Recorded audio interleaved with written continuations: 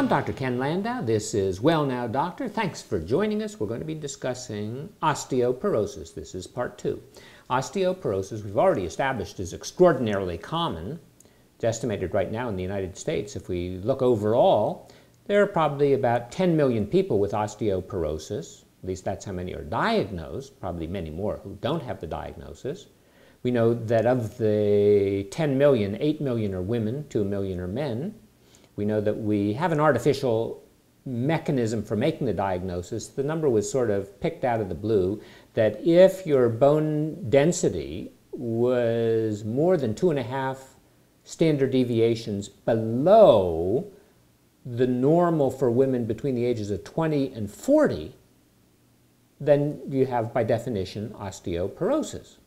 Well, if you have somewhat less decline in your bone over the period of time, and you're somewhere between 1 standard deviation and 2.5 standard deviations below normal for a 20 to 40-year-old woman, then you have a condition known as osteopenia. And we've already said that if you suffer a fracture, at least half of the people with fractures don't have osteoporosis, they have osteopenia. Well, all of these are sort of made-up conditions. We know that it's more important, perhaps, that you're old. The older you get, the greater the likelihood you have of suffering from an osteoporotic fracture. And after all, we don't really care if you have osteoporosis. That's not a big deal. It's the fractures that we care about. It's the fractures that we want to prevent. It's the fractures that cause you the problem. You can have osteoporosis for 20, 30, 40 years and you don't have any symptoms. So what? It's when you get the symptom, that's what the problem is. So what do we know about osteoporosis? Well, we know that it's a slowly progressive condition. First of all, a decrease in the bone mineral density. That's the underlying pathogenic event. Okay? And then we know you can have a decrease in the bone strength because of, among other factors, the decrease in the amount of calcium, the amount of substance that's actually in the bone. That's an asymptomatic condition. And then ultimately you get symptomatic disease. That's the osteoporotic fracture. In the United States and in Western Europe, it's now thought that it isn't really the fact that you're losing a lot of bone, it's the fact that you didn't have enough bone to begin with. We know that your bone is laid down principally in your prepubertal years, later on during your growth spurt, and then it maintains up to about age 30 or 35, and then it starts to deteriorate. Well, if you don't make enough bone, then that process of deterioration is going to cause you to be at risk for fracture. If, on the other hand, you have a lot of tissue in your bone, then even though you're going to lose it over a period of time, you're not going to lose enough to cause you any great risk. And that obviously is very important. And the reason that women have more fractures than men is women have different kinds of hormones. Women typically are involved in different kinds of physical activities. So as a result, women don't get the large boost in bone density during their prepubertal and their pubertal years, so that by the time they get to be age 30, 35, their bones aren't as strong as men's,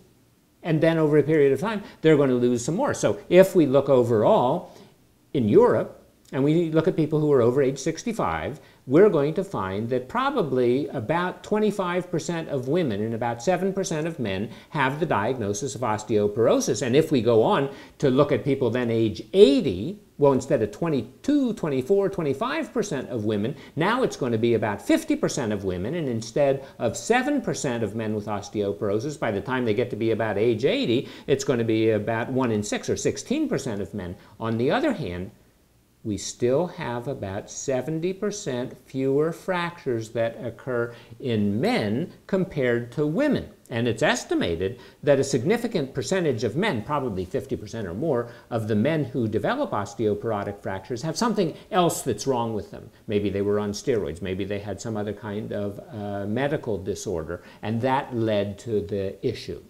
Well, we know that the history of osteoporosis isn't new. Everyone thinks that we have all these new diseases. In the spines that were 4,000 years old that were examined, we find evidence of osteoporosis.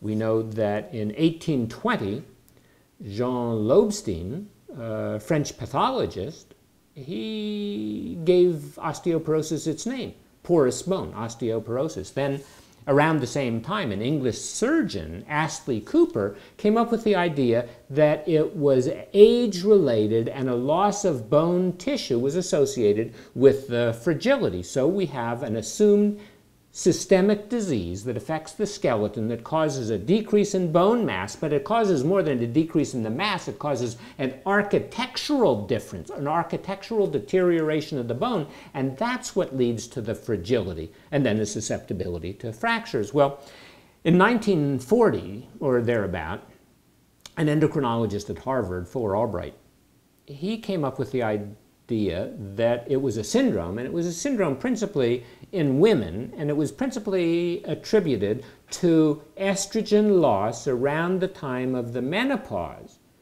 And it was during the immediate postmenopausal years that women seemed to lose a significant amount of tissue and then suffer from vertebral fractures. And as a matter of fact, still to this day, the concept lingers on that osteoporosis and vertebral fractures seem to go hand in hand, or seem to be almost a synonymous condition. Well, in the 1960s, bone densitometry got its start, and all of a sudden we now knew that men could develop osteoporosis too. So if we look at the diagnosis of osteoporosis, well, from the 1940s up until 1980 or thereabout, the diagnosis was made when people had a fracture. But on the other hand, after 1980 or thereabout, the diagnosis of osteoporosis was made on the basis of the bone scans. Now, in 1994, that's when the next step occurred. And that was when the World Health Organization had a committee that was put together, and they defined osteoporosis on the basis of the bone scan as a specific abnormality that was at least 2.5 standard deviations below normal. Now, normal was defined as women between the ages of 20 and 40, and if you look at their bone mineral density, it's a bell-shaped curve. Like everything else in science, bell-shaped curve, and you go out 1 standard deviation and then 2.5 standard deviations, and more than 2.5 standard deviations below normal, that was defined as osteoporosis. And then they came up subsequently with the idea that if it was between 1 standard deviation and 2.5 standard deviations, that's a condition known as osteopenia. That's how they came up with this kind of concoction. Now, after about the year 2000, they came up with a computerized risk predictor. We call it a FRAX, F-R-A-X. We'll talk about more as we go along. Now, the concept is that before the first fracture, you're losing some bone. It's a silent condition. It's a silent thief. And we don't even know you have any kind of problem unless we measure your bone mineral density. If we look at your situation, we can take a look and we can decide, well, there are certain things that seem to make you at greater risk. So the older you are, the greater your risk. The less you weigh, the greater your risk. If you happen to be a woman, the risk is greater than if you happen to be a man. The clinical consequences come on because of something that happened, some sort of a trauma, some sort of an accident, some sort of a fall. And we know that the future risk of your having a second fracture is increased dramatically if you happen to have a first fracture. Interestingly, we know that if you have the diagnosis of osteoporosis, and we start you on treatment, we might be able to significantly improve the condition within a very short period of time, within a period of about 6 months. So the idea that you have to be treated when you're 50 because you show some osteoporosis, well, chances are the osteoporotic fractures are going to occur a lot later. We said that if we're talking about osteoporosis fractures related to the hip, that's not till you're an average age of 80, with 75% of the fractures occurring in people over age 75. So why do we have to treat a 50, a 55, or 60-year-old lady? Oftentimes we don't. There's a tendency right now to look at the relative risk and assume that that's an important number. But as we talked about before, if we look at the number of wrist fractures in women who are, let's say, more than age 50, well, it's 1 per 1,000. If we look at women who are more than 65, it could increase to 7 per 1,000. So the relative risk would be a 7-fold increase, but that 7-fold increase is only between 0.1% and 0.7%. So the way most people would say, well, it's a 0.6% increase, 0.6%. So there's a lot of fudge factor that occurs when we look at statistics. Now, it's very important that you realize that fractures of long bones are common and they cause symptoms, and there's no question about making the diagnosis in the overwhelming majority of people because they're going to have a lot of pain, there's going to be some swelling, maybe there's some bleeding, maybe you're going to have deformity depending on how the bone broke, maybe there's some air underneath, so we get some crepitus, or maybe there's just going to be local pain, local pressure. But we could have a stress fracture. All fractures don't have to be major fractures. We might have one of those little line fractures. Difficult to diagnose oftentimes, and as a matter of fact, the diagnosis can be confused because a person has some arthritis or maybe a person has some tendinitis. We call stress fractures sometimes fatigue fractures. They can occur to either healthy or damaged bone. They're multifactorial and usually have to do with physical activity of some sort, and then on top of that, the bone geometry and the bone density. So stress fractures can be sort of put into two categories. We can say that you could have an insufficiency fracture where the bone is insufficient, the bone is diseased, the bone has a lot of problem to begin with, and then on routine activity, you fracture the bone. Maybe you've got rheumatoid arthritis, maybe you're taking methotrexate, or you could have a fatigue fracture that is an otherwise healthy bone that's subject to repetitive trauma. And that might lead to the fracture, a stress fracture. It could be because you're in the military, you're jumping and you're jogging and you're playing tennis and you're doing things you don't normally do. Well, stress fractures are difficult to diagnose, difficult to recognize. They tend to occur in areas outside of those bones that are typically involved in osteoporosis, not readily recognized on an X-ray. Oftentimes have to have a CAT scan or an MRI or some other kind of test. Another kind of a fracture that is increased in incidence in this whole family would be a steroid-induced fracture. Now, people take cortisone, prednisone, take it for any number of reasons, because you have asthma, because you have lupus, because you have rheumatoid arthritis, or because you have some lung condition.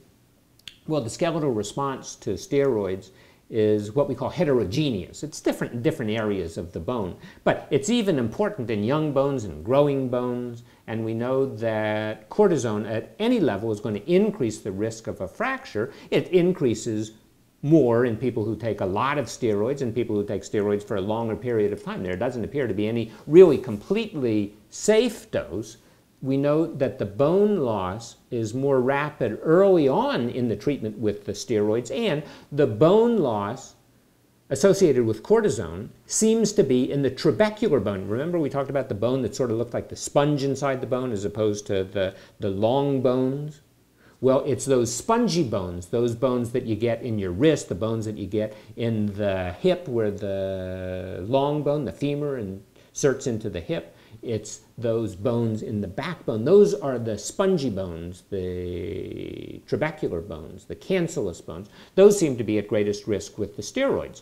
And it doesn't seem to make any difference how you get the steroids. It could be you inhale the steroids, or you get the steroid shot in your rear end, or maybe you get it in your joint. All of that seems to be associated with problems. And even it's thought that if you take the steroids every other day, that reduces the risk of problems. And it reduces the risk a little, but it still causes you to be at risk for osteoporotic fractures. We also know that the mechanism of the steroids, well, the steroids interfere with the production of the cells that make the bone. We call those osteoblasts. And you need the osteoblasts. Those are cells that make the bone. Well, not only does it reduce their function, it causes them to die, which decreases the amount of new bone that can be formed. And when you take the steroids, not only are you going to not absorb as much calcium, but you're going to pee out a lot more calcium in your urine. So we have what we call a hypercalciuria. Same sort of thing can happen with anti-epileptic drugs, or maybe you take too much thyroid hormone, or maybe you take some of the medicines because you have prostate cancer. All of those are going to increase your risk. Not only does the steroid have an effect on the osteoblasts, not only does it have an effect on the calcium in your system and where the calcium, the way it's treated, but also when you take the steroids, they can affect your sex hormones. They can decrease the estrogen, and they can alter the level of male hormone that's being produced, and they can also impact on the muscle. So we have multiple reasons why cortisone can be a problem. So if you're going to take cortisone, you want to take it at the lowest possible dose. You want to avoid any other kind of risk factors. So some people smoke cigarettes. Dumb idea. Really bad for your bones, bad for your lungs, bad for everything. If you drink too much, you're going to impact on your bones. So certainly if you're taking some steroid, cut down on your alcohol. Make sure you're getting enough calcium. Make sure you get enough vitamin D. And then maybe you consider taking a water pill, a diuretic, a thiazide diuretic, because that keeps the calcium inside the system. And maybe you should take a bisphosphonate, one of the kind of medicines that we use to treat osteoporosis. Well, what are the risks for osteoporosis, except for the fact that we talked about those common things? Well, overall, you think it's low bone density, but you know, all of the predictors that we have only account for maybe 20–30% of the osteoporosis. It's estimated, or the osteoporotic fractures, it's estimated that if you look at the population of the world in people over age 50, it's estimated in the world right now, each year, we're going to have more than about 900 million fractures due to osteoporosis, and that number by 2050 is expected to grow to well in excess of 3 billion. Well, there's no single factor, including the bone mineral density, that can completely account for why we develop hip fractures. So there was this self-taught mathematician over in Britain in the early 1800s, mid-1800s, Benjamin Gompers, and he came up with an idea. It was a novel idea at the time, but it sounds kind of silly. The older you get, the greater your risk of dying, and the greater your risk of having a variety of diseases. And the greater the likelihood, we can now say, of your developing osteoporosis. The older you get, the more brittle your bones get. The older you get, the less your heart works. The older you get, the less your lungs work, certainly compared to when you were a young kid. You have to realize that everyone's at risk. The condition begins early on in life, and it progresses silently until something happens. And the something happens typically is that you fall or you're involved in some other kind of trauma. Now, there are certain risks for osteoporosis. The most important risk is not low bone mineral density. The greatest risk for osteoporosis, the greatest risk for osteoporotic fractures is getting old. The older you are, the greater the risk, the more likelihood you have of suffering an osteoporotic fracture. And we know if you have a prior fracture, if you've already had a fracture, or if there's a family history of fractures, or specifically osteoporotic fractures, then your risk is increased. And as a matter of fact, if you weigh relatively little, if you're less than, say, about 127 pounds, women, so you are at increased risk. And as a matter of fact, if you're a woman and you begin having your menses relatively late, you go through puberty relatively late, or if you have an early menopause, either natural or surgical, together those factors indicate a short duration of fertility, less estrogen produced, and estrogen is very important for maintenance of bones. So if you have an estrogen deficiency, if you're a woman, chances are you're going to be at greater risk for developing osteoporosis. And some people think that if you're short, you have a greater incidence, but that seems to be a byproduct of the scanning techniques that we use, because same bone density, if you happen to be short, the report's going to be that your bone density is low, and if you're tall, it's going to be that the bone density is higher. We also know that another significant risk factor for osteoporosis is low level of physical activity. We need physical activity, and the physical activity is best when you're relatively young. Now, if you have less calcium, bones need calcium. We don't exactly know what the whole story is with calcium, but it would appear that many studies, not all the studies, but many of the studies show that people who have less calcium intake, especially less calcium intake when you're young, when the bones are forming, that's the most important time. If you're young and if you have less calcium in, you don't drink your milk, you don't have your yogurt, you don't have your cheese, chances are you're going to be at greater risk. And at least as far as fractures are concerned, if your eyes don't work as well, if you can't hear as well, if you have some neuromuscular dysfunction, well, the likelihood of your having a fall is greater. And if you have osteoporosis, the likelihood of taking that asymptomatic condition of osteoporosis and making a fall and then a fracture is greater. And if you happen to have diabetes and you develop a neuropathy, or if you drink too much alcohol and you develop a neuropathy, your chances are greater. Or if you smoke cigarettes, or if you drink excessively, you have a greater risk of suffering from osteoporosis and osteoporotic fractures. And if you have a certain kind of diseases, chances are your bones aren't going to be as healthy. So if you have rheumatoid arthritis, chances are your bones aren't going to be as strong. If you have malabsorption, if you have celiac disease or something like that, or if you had some previous abdominal surgery, maybe you have some liver disease, maybe you can't make some pancreatic enzymes, you can't absorb, well, that's going to put you at greater risk of having weak bones. And we also know that there are a variety of conditions that are associated with a greater likelihood of falling. For instance, frailty. You're old, and you're an old. So there are people who are 75 years old who are able to get around very good, walk up and down the steps, do all sorts of things, go out and play tennis. And then there are the old people who, same age, just sit in the chair, don't do all that much, frail. The more frail you are, the more weight you lose, the other kind of conditions that occur, the more abnormal your heart, the more abnormal your lungs, the more abnormal your kidneys, chances are you're more frail. You're at greater risk for osteoporosis and dementia and Parkinson's disease and multiple sclerosis and chronic obstructive lung disease. You smoke too much and now you have emphysema. Now you have a problem with asthmatic bronchitis. You're at risk. Or people with peptic ulcer disease, or people with type 1 diabetes, or people who are taking certain kind of medicines, people who are taking the anxiety medicines. You're taking those kind of drugs, well, chances are you're going to fall more often. And falls cause the asymptomatic osteoporosis to be translated into a fracture. Or if you happen to be taking a narcotic, you're one of the people who has chronic low back pain, and you go and take years and years worth of either oxycodone or hydrocodone, one of those kind of products, pain medicines, well, they're more likely to make you fall. Or you're taking an antipsychotic medicine, now used for a variety of depressive disorders. Or you drink too much, or even if you take a diuretic. We already said that diuretics might help prevent some loss of calcium, especially if you're taking cortisone kind of medicine. But if you're older and if you're taking a diuretic, you might have to get up at night to urinate.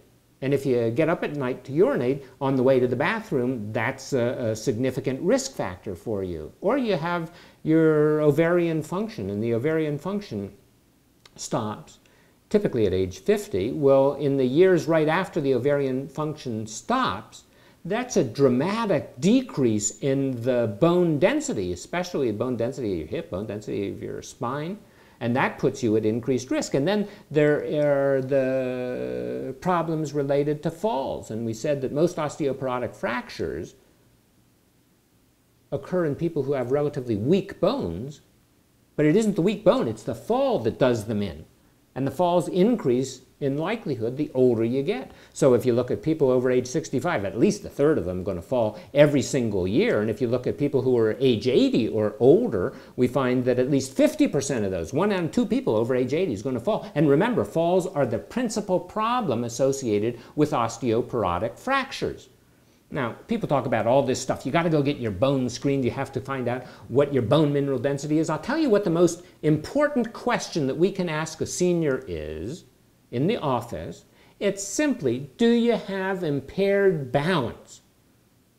And the answer to that question, if yes, predicts about 40% of all hip fractures, versus if you have a diagnosis of osteoporosis on the basis of a bone scan, that's going to give us less than 30% of the hip fractures. So simply a simple question. How is your balance? Is it impaired? If it's impaired, you're at risk. And remember, if you have a fracture of one bone, you're more likely to have a fracture perhaps of the same bone, especially if we're talking about the vertebrae. So if you fracture one vertebrae, you're more likely to fracture another vertebrae. And then you're also at risk for fracture of your hip, fracture of your wrist, because we know that it's a systemic condition. It doesn't affect just one bone. It affects the bones in general. And by the same token, if you have wrist fracture, you're at more risk for a vertebral fracture than if you didn't have the wrist fracture in the first place. Well, it's very important that we look at not only the concept of fracture, but the concept of falls. And we also have to consider nutrition. Nutrition is very important, but we don't know how important. It's obvious that the bones have a lot of calcium, so you should take some calcium. How much calcium? We don't know. There are lots of ideas. Vitamin D is important. How much? Well, it's all arguable because there's a major genetic component. And if the gene is going to only allow you to have a certain amount of bone density, it doesn't matter how much calcium you're putting in there. You've got to have a baseline of calcium. How much, we just don't know. So overall, it can be said that there seems to be a parallel relationship between the amount of calcium you take in over the course of a lifetime and the likelihood that you're going to have a hip fracture later on. And it seems that it's most important when we consider how much calcium you take when you're a youth, in your prepubertal and your pubertal years, at least according to most studies. Some studies showed that there is no relationship. We also know that you can get too much vitamin. So if you take too much vitamin A, if you take too much vitamin C, or if you don't have enough vitamin K, or if your homocysteine level is elevated, typically that means you're not getting enough B vitamins, then you're at increased risk. And if you're malnourished, you have an increased risk because you need the protein, you need the calories to build up the muscles, because the muscles obviously are a good buffer to osteoporosis and they help prevent falls and fractures. We also know that if you're a senior citizen and you're relatively malnourished, it's a good idea to go and take a supplement, because if you take a supplement, especially if you've had a fracture, you seem to heal better. Well, the story with calcium is very difficult to know exactly where it falls. There's no question that the peak bone mass can be impaired if you're not getting enough calcium in. During your adult life, inadequate calcium can contribute to more production of a hormone that's called a parathyroid hormone, comes from the parathyroid glands, and the more parathyroid hormone you make, the more your bone is going to be broken down, because when your calcium level in the serum isn't adequate, your bone is going to be broken down to provide the calcium. So we know that the PTH, the parathyroid hormone, helps keep the serum level okay, and it does that at the expense of the bone. So having an elevated parathyroid level for a short period of time, that's okay, but if you have it for too long, that's not okay. Now, it's also very important to realize that calcium alone, I repeat, calcium alone does not prevent early postmenopausal bone loss. And as a matter of fact, if you take the calcium and the estrogen, but estrogen, might have some other kind of problems, might have problems with the heart, might have problems with the brain, but it would appear, at least in the old days when we used to use the calcium and the estrogen preparation, the two together seem to be better than just one or the other. And as a matter of fact, the vitamin D appears to be helpful. Now, how helpful? There are lots of arguments. When is it most important to get your calcium? It's most important to get your calcium during your pre-pubertal years. The calcium that you take in when you happen to be age 50 or 60 or 70 is not nearly as important to bone formation as the calcium you take in when you're 8 or 10 or 15 years of age. So it's very important. Make sure you get adequate calcium in. It would appear that if you take enough calcium for a long enough period of time, it might have a little impact on the bones, at least if we're talking to adults. How much calcium should you have? Well, if you don't have enough, if you're less than 400 milligram, that's probably not enough. Most people get somewhere between 400, 800 milligrams a day. That's probably a little on the skimpy side. Most people say, well, you ought to get somewhere around maybe 1,000 milligrams of calcium a day, and that probably would be okay. Is it adequate? Is it sufficient? Remember, you can take all the calcium in and you can still have osteoporosis. It's not going to prevent osteoporosis, especially in an adult. Vitamin D, if you have severe deficiency as a kid, you get rickets. If you have severe deficiency as an adult, you get osteomalacia. It's thought now that a lot of people probably have some vitamin D abnormalities, but vitamin D abnormalities are sort of like the diagnosis of osteoporosis based on very soft evidence. And we now know that all these supplements that we're talking about probably do a lot less than people thought. Well, if we're talking about who's most likely to be deficient in vitamin D, we say that if you're older, you're likely to be deficient. If you happen to live up in the northern latitude, so if you happen to live in the Scandinavian countries versus the equator, say Scandinavian countries, you're from Copenhagen versus you're from Miami, chances are the people up in Copenhagen are going to have a lot more problem with the vitamin D than the people down in Miami or Houston. We know that if you have poor nutrition or malabsorption, chances are you're not going to get a lot of vitamin D. Maybe you have liver or kidney disease. Maybe you're dark-skinned. Interestingly, dark-skinned individuals, so Mediterranean people, African-American people, African people, people of color get less vitamin D. They manufacture less vitamin D. But those are the people who have less osteoporotic fractures. Well, I guess that blows that theory, doesn't it? Well, the expert group got together, as they always do, and they decided, well, we ought to have at least 30 nanograms per milliliter when we do our vitamin D test, our blood test. How do you get the 30 nanograms or more? Well, you take in somewhere maybe 800, maybe 1,000 units of vitamin D every day. On the other hand, if you get too little vitamin D, that might stimulate the production of that parathyroid hormone. And the parathyroid hormone, we always said, isn't too good. Now, it's been thought that maybe vitamin D is important in a lot of other areas. This is highly controversial. I happen not to believe it. But it's said that if your vitamin D level is too low, that could increase your incidence of cancer or diabetes or autoimmune disease. The studies, in my opinion, don't show that at all. And it says that if you have too little vitamin D, then you could have more problem with your balance and you're more likely to have difficulty with muscle mass, muscle function, and then you're more likely to fall. Well, again, probably not so. We know that estrogen deficiency is a major factor in the development of osteoporosis. So we know that there are two mechanisms that estrogen uses to make bone. Well, it manufactures the bone remodeling units.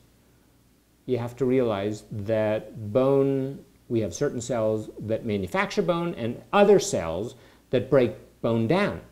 Well, if you don't get enough estrogen, you're not going to be able to manufacture the cells that make the bone. And as a matter of fact, then we're also going to have an imbalance between the cells that make the bone and the cells that break the bone down. So another significant problem. So we need to go and have, at least in women, enough estrogen. Menopause occurs at about age 51, that's average in the United States, and we know that women are going to live to about late 70s, early 80s, so that means that women are going to go for about 30 years without any estrogen, without significant enough estrogen. Now, it gets highly complicated. Estrogen is important because it increases a substance known as RANKL, R-A-N-K ligand. That's what it stands for. And this RANKL is very important in making the cells that cause the bone to be absorbed. So when you don't have enough estrogen, you're going to make more of the RANKL. You make more of the RANKL, more of the bone's going to be disturbed.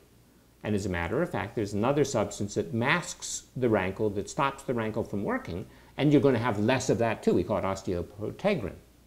Well, so estrogen is very important in controlling the osteoblasts, the cells that manufacture bone. Well, let's say a person has amenorrhea. And you have amenorrhea maybe because you exercise too much or maybe because you have high levels of prolactin hormone for one reason or another, or maybe because you have anorexia nervosa. Well, because of that, you're going to have less bone. Bone isn't going to be manufactured as much. So you have an increased risk of osteoporosis. And it depends on how long it lasts, how complete it is. And a lot of women now, for birth control, because they don't want to take the pill, they don't want to put the patch on, so they get the shot. Every couple months you go in to see the gynecologist and you get a shot of Depo-Provera, used as a birth control. Unfortunately, it stops the estrogen production. Stop the estrogen production, then your birth control early on in life, when you're supposed to be developing thick bones, hard bones, what's going to cause you to have weaker bones? So that's not a very good method of contraception, especially if we're talking about the bones. So the decrease in estrogen is important not only in women, but also in men. Let's go on and talk about physical activity. If you have paralysis, if you have prolonged period of bed rest, then you're going to be at greater risk for developing osteoporosis. You're going to lose more bone, especially with immobilization. If you're immobilized for a short period of time, bone loss is going to occur very rapidly. On the other hand, if you have a lifetime of physical activity, if you're a jogger, if you go out and play tennis, if you go and do physical activity, then chances are you're going to have stronger bones. And we know that athletes have stronger bones than non-athletes. The change occurs when you go through puberty, and especially during the early pubertal years. So in kids who are 8, 9, 10, 11, that's when the bones are going to be laid down in greatest amount, and that's the time you ought to be doing a lot of physical activity, and that's the time when you need most of the calcium in. We also know that if you have high levels of physical activity, you get much more benefit than if you get low levels. And if you have the high levels and you maintain the high level right on through old age, that seems to be by far the best. If we look at people from rural America, or if we look at the developing nations, we find those people who traditionally just get more physical activity, walk more, do more things, those people are going to have less problem as they get older. Now, if you initiate the exercise as an adult because you've been watching all the television shows and you've been listening to the doctor, and the doctor says you got to get some physical activity, and now you finally at age 45 or 50 or 55 decide, well, I'm going to go get some exercise. It's not going to do much for your bones. It might add 1%, 2% to your bone mass, but not very much. Now, it's important to realize that there's a lot more to osteoporotic fractures than just your bone density. And as a matter of fact, we know that those people who get the physical activity, can build up some muscle, have better neuromuscular balance. And the reason that exercise in adults is so good isn't because it's going to make you less likely to develop osteoporosis. No, that's not the case. The reason exercise is important in adults, among a variety of other factors like heart and brain, but the reason that physical activity is important is it's going to prevent you from falling, and that seems to be the most important thing. Now, if we're talking about what kind of physical activity, it has to do with the load that you impart on your bones. So the higher the mechanical load, the greater the bone mass that you're going to develop. So people who jump and people who are gymnastics are going to do better than people who are runners, who in turn are going to probably do better than people who are cyclers or swimmers. But those studies that suggested that were done on small numbers of people, and we don't know that we can easily translate this to the general population, but it makes sense that the more stress, the more load you put on your bones, the greater the likelihood that the bones are going to get thicker. Heavier people seem to have more bone than thinner people. We know also that there are a lot of genetic factors that affect your bone remodeling, and as a matter of fact, it would appear that your genes are probably the most important determinant of your likelihood of suffering osteoporosis. Your genes are going to determine not only how thick your bones are going to be at the period of maximal growth, but they're also going to define how strong the collagen is inside the bone, how strong a variety of other factors are, and how much calcium that you take in your mouth is going to actually end up getting into your bone. So genes are extraordinarily important, and as a matter of fact, genes probably, to some degree, determine whether you're going to involve yourself in physical activity or not. And then you can acquire some diseases that are going to increase your risk of osteoporosis, some endocrine diseases, lung diseases, GI diseases, neuromuscular diseases. If you smoke cigarettes, you're going to risk problems. Remember we said estrogen is important because estrogen stimulates the production of those osteoblasts, those cells that manufacture the bone. Well, if you smoke cigarettes, they're going to decrease the activity of those osteoblasts. Not only are they going to decrease them, they're going to be directly toxic to them. And as a matter of fact, if you smoke cigarettes, especially if you're a woman, it's going to decrease the amount of estrogen you produce. And as a matter of fact, we know that people who are smokers go through the menopause 1 or 2 years earlier than people who are non-smokers. And as a matter of fact, we know that people who are smokers are going to have respiratory diseases, they're going to have a greater likelihood of frailty. People who are smokers are less likely to exercise, they are more likely to have poor nutrition, and they're going to need other kinds of medicines like those steroids that we said that were harmful to the bones. And now you develop chronic lung disease because you're taking the cigarettes. And the treatment for chronic lung disease may well be some steroids, and that's going to make things even worse. And as a matter of fact, people who smoke cigarettes tend to be thinner than people who don't smoke cigarettes. And remember we said that weight is a significant risk factor. So the less you weigh, the greater your risk. And alcohol, another story. Well, you could have 1 or 2 drinks a day, maybe, if you're a man and don't have any other kind of medical issues or don't have any history of alcohol-related disease. But if you drink more than that, we know that alcohol also is toxic to those same cells that cigarettes are toxic to. And as a matter of fact, if you drink, not only are you preventing those osteoblasts from laying down the bone, but most likely, if you drink too much, you're going to be at increased risk for falling, and you're probably not going to be eating appropriately, so you're not going to get the nutrients in and you're not going to get the calcium in. And if you drink coffee, is caffeine a problem? Probably not. It might increase a little bit of the calcium in your urine, but it probably is not going to be a major issue. So at least we now know some of the things that are associated with osteoporosis. And what we'll do is we'll come back and we'll tell you some more specifics about the physiology and then, of course, the diagnosis and treatment of the condition. I thank you for watching. I'm Dr. Ken Landau. Be on again soon.